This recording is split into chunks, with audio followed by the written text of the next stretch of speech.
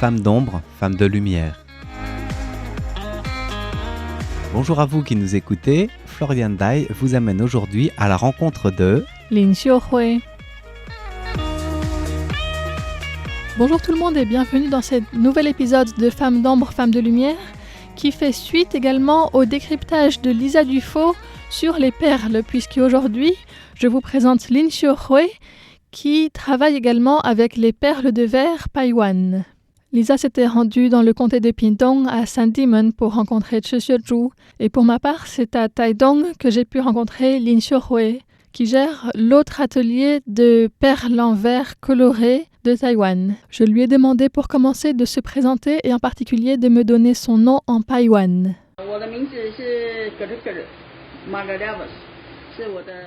Je m'appelle Kele Malalavas. C'est mon nom en langue autochtone. Kele est mon prénom et Malalavas, mon nom de lignée. Je suis Paiwan parce que mon père est Paiwan et ma mère est Aka, donc Han. Je suis née lorsque mon père est allé en ville poursuivre ses études. C'est seulement plus tard, une fois adulte, que j'ai vraiment pris conscience de mon héritage culturel autochtone et que je suis revenue pour me le réapproprier.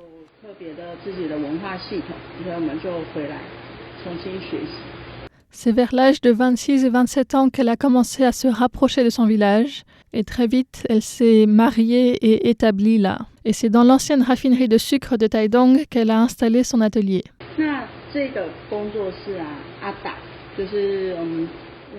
Cet atelier s'appelle Kata.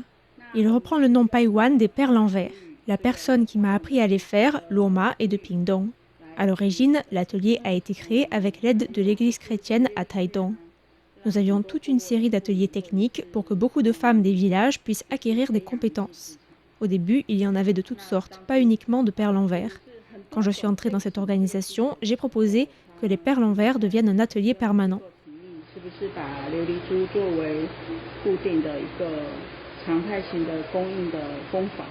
Lin Xiuhui m'explique que pour les Paiwan, les perles en verre sont un ornement traditionnel très important.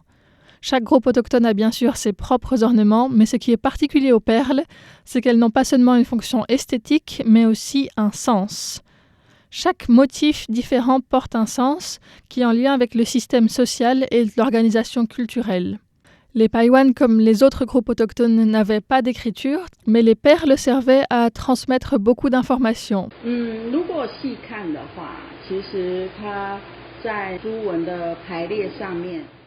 Si on regarde en détail, certaines perles indiquent que la personne qui les porte a un statut particulier. Par exemple, nous sommes une société qui se structure en lignées. Dans le village, il y a toujours une famille principale. Maintenant, c'est encore de ces familles que viennent les chefs de village ou les personnes qui ont ce type de rôle important. On les appelle Mama Dangdang, ceux qui sont chargés de guider. Ce sont les familles centrales des villages. Il existe des motifs qui marquent ce statut particulier. En observant les ornements, on peut aussi deviner le type de travail que fait ta famille.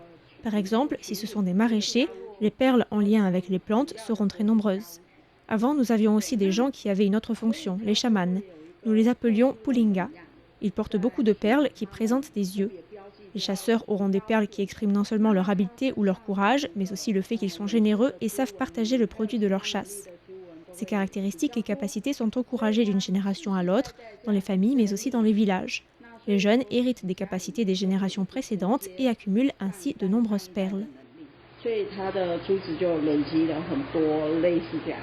Même si les perles sont héritées, il y a quand même une certaine exigence envers soi-même, c'est-à-dire que si on n'a pas encore développé une certaine capacité ou une certaine qualité, on ne devrait pas porter la perle qui y correspond. On attendra que dans le village, les gens expriment leur admiration et comparent nos qualités à celles de nos ancêtres, avant d'oser se parer de cette perle. C'est une façon de se présenter aux autres à l'intérieur du village. Traditionnellement, on ne porte pas ce qui est au-dessus de nos capacités ou fonctions. Maintenant, tout le monde cherche à être le plus beau. Les anciens trouvent peut-être qu'on n'est pas encore à la hauteur pour porter telle ou telle perle. Mais c'est le changement d'époque. Avant, sous la colonisation japonaise, c'était encore assez strict. Ensuite, petit à petit, c'est devenu plus touristique. Je lui ai posé la question pour savoir si quelqu'un d'en dehors du village porte les perles Paiwan, quelle serait la réaction. Et elle trouve que maintenant, il serait plutôt curieux de savoir qui est cette personne et de comprendre comment elle a obtenu ces perles, quel était le contexte, avec quelle intention elle les a achetées par exemple ou reçues. Parce que la plupart du temps, les personnes qui portent ces perles en verre les apprécient et comprennent un minimum leur signification. Les gens qui viennent ici sont curieux. Ils viennent chercher des récits de l'histoire des Paiwan. Ils aiment aussi choisir des cadeaux selon le sens des perles pour les Paiwan, par exemple. Si on leur apprend à fabriquer une perle en verre, ce sera le motif Kurakurao, dont le motif ressemble à des plumes. On l'enseigne parce qu'il est assez accessible et parce qu'au niveau technique, il allie plusieurs gestes différents, donc ça permet d'apprendre sur une seule perle plusieurs façons de créer des motifs.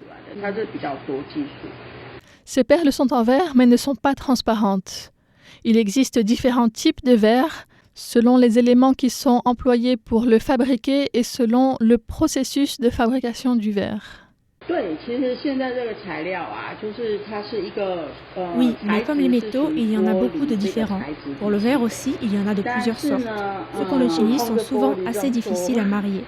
Chaque verre a une température d'expansion et de contraction qu'on doit contrôler. Donc il y a des verres qui ont l'air d'être les mêmes, mais qu'on ne peut pas faire fondre ensemble et réutiliser facilement. Il y a des difficultés techniques. Si on prend des matériaux différents, au moment de refroidir, ils risquent de se fissurer. Les techniques de fabrication de ces perles sont très particulières et en fait ce qui se passe c'est que maintenant on n'est pas exactement sûr de quelle technique était employée anciennement. Il y a différentes théories, mais Lin Shuhui pense que ces techniques étaient déjà maîtrisées par les anciens qui avaient découvert que ces perles peuvent se conserver très longtemps et qu'elles ne se décolorent pas au soleil. Ils ont alors créé des motifs qui ont pu être transmis de génération en génération. On dit d'un grand collier, une parure presque, qu'elle représente un village dans son ensemble. Dit comme ça peut ne pas être évident, mais elle explique que les perles les plus colorées avec des motifs riches sont au centre comme les maisons seraient dans le village et sur les bords se trouvent des perles unies, jaunes, oranges et vertes qui représentent les champs et les forêts. Ces perles sont en rangée, comme les chemins parallèles qu'il peut y avoir sur le flanc d'une montagne, puisque les villages ne sont ni très très hauts dans la montagne, ni dans la plaine.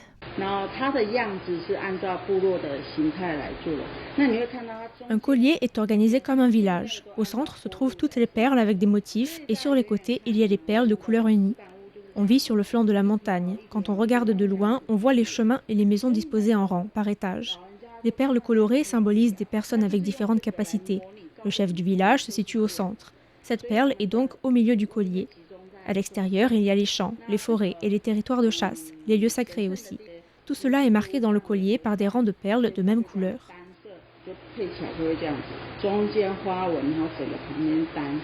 C'est donc un village entier et son environnement qui sont réunis dans un collier. J'ai trouvé ça assez fantastique. Et puis il faut également rappeler que chacune des perles qui est au centre du collier a une signification par elle-même, une histoire. Elle fait plus que de représenter une des maisons du village.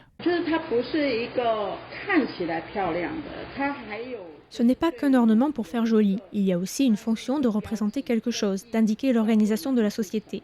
Il y a besoin de personnes de statuts différents pour constituer un village. Beaucoup de motifs traditionnels ont pour objectif de nous rappeler de faire attention à certaines choses. Nous sommes créés parfaits à la naissance. Nous avons un énorme potentiel qu'il nous appartient d'acquérir. Cette perle représente quelque chose que nous allons pouvoir développer dans notre vie. Et lorsque c'est le cas, nous pouvons porter la perle qui y correspond. Les perles sont aussi l'occasion de raconter des histoires pour les personnes âgées.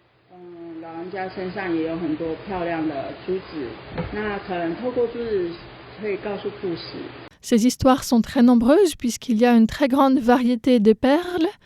Et Lin Shuhui m'explique que c'est que récemment qu'elle a pu redécouvrir le sens et l'existence de certains motifs. Parmi ce que les anciens nous ont transmis au sujet des perles en verre à motifs, il y a 36 significations et une cinquantaine de motifs, en comptant les perles de couleur unie. Ces dernières années, on a été voir d'autres professeurs qui ont identifié une soixantaine de significations et une centaine de motifs. Ils font profiter tant que des gens s'en souviennent encore, parce que les personnes comme moi, qui ont appris seulement plus tard, peuvent voir surtout ce qui a été réalisé pour les touristes ou dans les musées. Heureusement, des professeurs âgés ont accepté de nous en dire plus, et parmi les perles qui sont héritées, on peut voir que certaines ressemblent très fort à d'autres réalisées à l'étranger. Certaines perles sont différentes des descriptions écrites qu'on peut lire.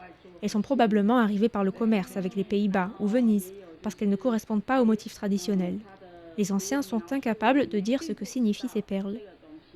Avec le tourisme, on voit des gens qui prennent des perles vénitiennes et les arrangent de la même façon. Mais si elles n'ont pas de nom, ces perles ne sont pas liées à notre culture. Elles sont jolies, elles peuvent être échangées et avoir servi à faire du commerce, mais elles n'ont pas de signification culturelle.